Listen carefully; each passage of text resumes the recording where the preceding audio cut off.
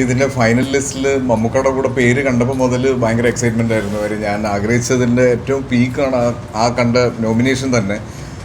അപ്പോൾ അത് ഇപ്പോൾ വന്നൊരു സ്പെഷ്യൽ മെൻഷനിൽ എത്തി നിൽക്കുക എന്ന് പറയുന്നത് ഇപ്പം എന്നെ സംബന്ധിച്ചിടത്തോളം ഇനി മുന്നോട്ടുള്ള കരിയറിൽ മാത്രമല്ല എൻ്റെ പേഴ്സണൽ ലൈഫിലും ഭയങ്കര ഒരു ഫ്യൂല് തന്നെയായിരിക്കും ഇനി ഇപ്പോൾ ഈ കിട്ടിയ ഒരു അംഗീകാരം എന്ന് പറയുന്നത്. ഒരുപാട് സന്തോഷമുണ്ട്.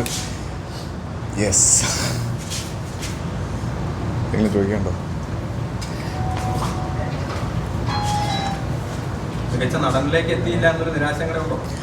നിരാശ തീർച്ചയായിട്ടും ഉണ്ട്. ആഗ്രഹിച്ചതും അത് തന്നെയാണ്, എപ്പോഴും ആഗ്രഹവും അത് തന്നെയാണ്. പക്ഷേ ഇനിയും സമയമുണ്ട്, ശ്രമിക്കണം.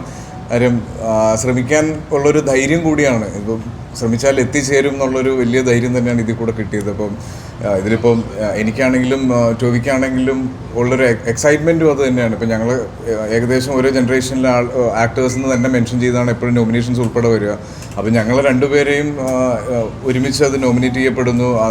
തീർച്ചയായിട്ടും അത് മമ്മൂക്കാണ് ഒരു ക്യാപ്റ്റൻസിയിൽ തന്നെ വരുന്നു എന്നൊക്കെ പറയുമ്പോൾ അതിൻ്റെ ഒരു സന്തോഷം തീർച്ചയായിട്ടും ഉണ്ട്. ബട്ട് അഗെയിൻ ബെസ്റ്റ് ആക്ടർ എന്നുള്ളത് തന്നെയായിരിക്കും എല്ലാവരുടെയും ഡ്രീം. അതിലേക്ക് ഒരു ദിവസം എത്തിച്ചേരുകയും ചെയ്യും.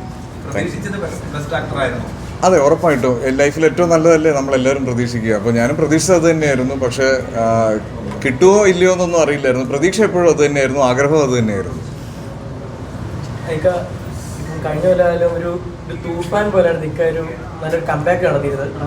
അപ്പം അതിൻ്റെ കൂടെ തന്നെ ഇപ്പോൾ സ്റ്റേറ്റ് അവാർഡ് തൂങ്ങി. അപ്പം എത്രത്തോളം അതിനകത്തൊരു ഹാപ്പിനെസ് ഉണ്ട്?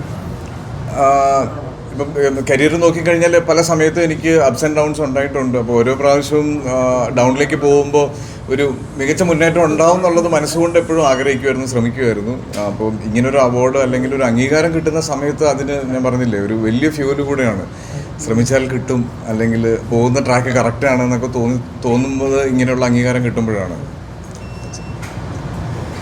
Okay, thank you.